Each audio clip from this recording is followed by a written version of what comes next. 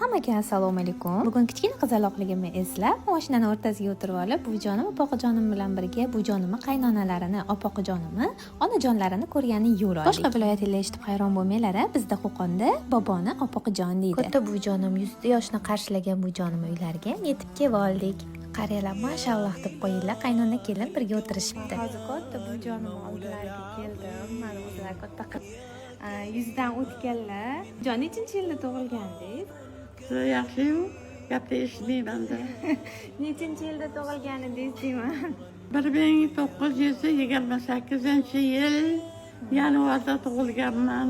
Xudo xolasa 100 unaqa hisoblaganda 100 dan o'tibsiz-da. Faqat 2 yil kam olingan. 2 yil kam olingan. Pasport 30-yil bo'lib qolgan xolos. O'g'lim 80 ga kirdi. Katta o'g'lim 100 dan o'tganlar mana bu jonim. Ham shuna yoshlarga kirib yuringlar. Duo qilib beringmi bitta? Duo qilib beraymi? Sizga havas qilganlarga, sizni yoshingizga. Bismillahirrohmanirrohim. Hammalari 100 ga kirsinlar.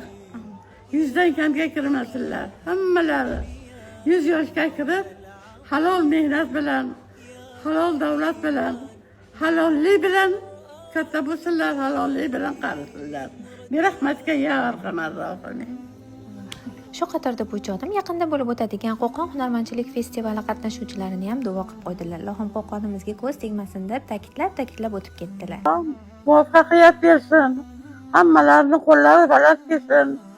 Chiroyli hunarmandlarni bir-birlariga o'rgatib, yoshlarni ham hunarmand qilib, chiroyli qilib tarbiyalasinlar.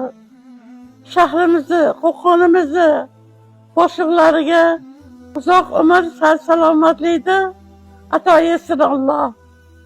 Hammalari chiroyli hayotda yashasınlar. Ularning qatorida biz ham chiroyli hayotda yashaylik. Umrimizga, rizqimizga baraka bersin. Bizni yoshimizga yetib o'ynab kulib yashasınlar hammalari. Yaxshi niyatlar amalga oshsin. Yomon niyatlari yo'q bo'lsin. Qilgan ishlari barakotli bo'lsin. Rahmatga ya arhamar rohimin.